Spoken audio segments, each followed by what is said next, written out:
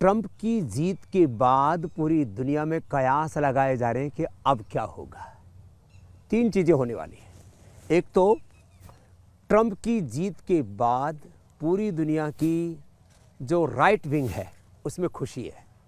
लेफ्टिस्टों के यहाँ मातम सा छाया हुआ है, जैसे कि लेनिन, मार्क्स और मावे के चेलों का मोक्ष सा हो गया है।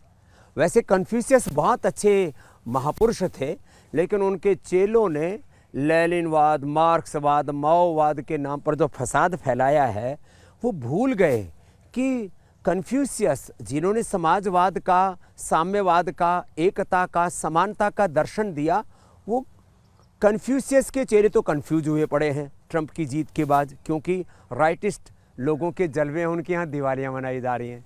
दूसरा, America first, American first, nation first, ये जो पूरी दुनिया में राष्ट्रवाद का जो पूरा जलवा था, अब मैं उसको थोड़ा सा खराब शब्द नहीं बोलूँगा, मैं ये कहूँ कि राष्ट्रवाद का उन्माद सा छा रहा है, क्योंकि हम तो प्रकृति के, संस्कृति के उपासक। देखो कितना सुंदर सा फूल है, हम तो पूरी दुनिया को फूलों की तरह ऐसे मुस्कुराता हुआ देखना चाहते हैं।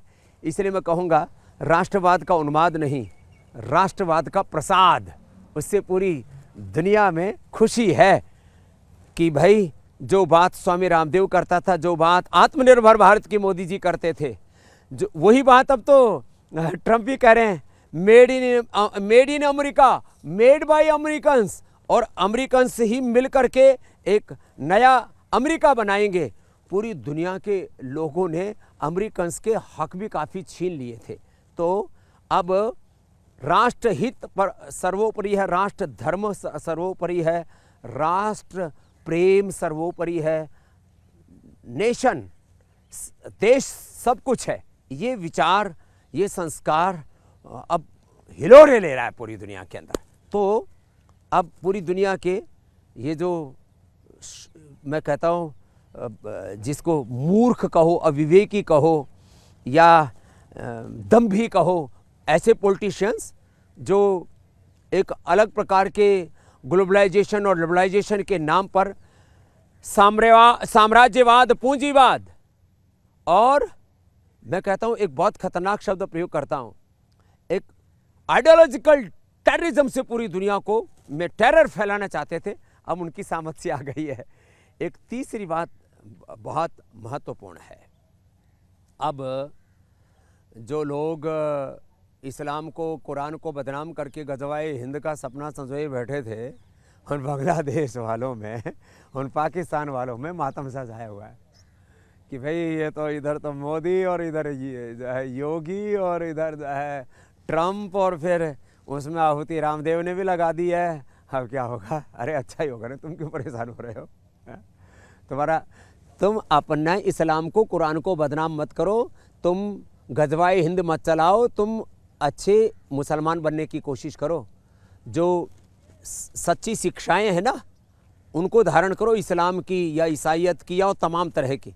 अब देखो, ठीक है, ईसाइयों ने भी पाप किया था एक वक्त, 150 से ज़्यादा देशों पर रिलीजियस और पॉलिटिकल कॉलोनाइजेशन स्थापित किया था उन्होंने। बाद में उनको समझ आ गई तो उन्होंने वो जो है उन्माद अब थोड़ा कम कर दिया है। अब मुसलमानों को भी ये समझना चाहिए, अपने देश को संभालो, अपने जीवन को अच्छा बना लो, दूसरों को काफिर कह करके उनका कत्लेआम जो है सिरतन से जुदा, ये सब चीज़ों में मत पड़ो। तो पूरी दुनिया को प्यार मोहब्बत से ही आगे बढ़ाना पड़ेगा। तो मुझे लगता है अब इजराइल के चारों तरफ भी कुछ नया होने वाला है, यूक्रेन और रसिया के बीच में भी कुछ नया होने वाला है, और भारत, चीन, रसिया, भारत ने एक बढ़िया संतुलन बनाया, समत्वम योग उच्यते। बस एक अंतिम बात और कहता हूँ, अब एक नए दौर में दुनिया प्रवेश कर रही है। बस एक अंतिम बात, हम 100 करोड़ से ज़्यादा सनातन धर्मी हैं और 500 करोड़ से ज़्यादा पूरी दुनिया के लोग योग, आयुर्वेद और सनातन धर्म को अपनाने की ओर आगे बढ़ रहे हैं। इसलिए मैंने कहा था योग धर्म, सनातन धर्म योग धर्म बनने जा रहा है। बस इसमें एक ही काम करना, आप योग को, आयुर्वेद को, सनातन धर्म को जीना शुरू कर दो। राम, कृष्ण, हनुमान, शिव की तरह रामत्व को, कृष्णत्व को, शिवत्व को, माँ भवानी भगवती की दिव्यता को, देवत्व को धारण करना शुरू कर दो। जिस दिन सनातन धर्मी पक्के सनातनी धर्मी बन जाएंगे, मैं सनातन धर्म को जीता हूँ, उस दिन विकसित भारत का सपना भी हमारा पूरा होगा और भारत पूरी दुनिया को लीड करने का सामर्थ्य अर्जित करेगा। ये है, ये जो पूरा नया परिप्रेक्ष्य बन रहा है विश्व का, तो मैं इतना ही कहूँगा, इस नए परिप्रेक्ष्य में आप अपनी भूमिका तय कीजिए। भारत परम वैभवशाली बन के रहेगा। भारत माता की जय, सत्य सनातन वैदिक धर्म की जय। न्यूज नेशन अब व्हाट्सएप पर खबरों की ताजा अपडेट के लिए न्यूज नेशन के इस QR कोड को स्कैन करें।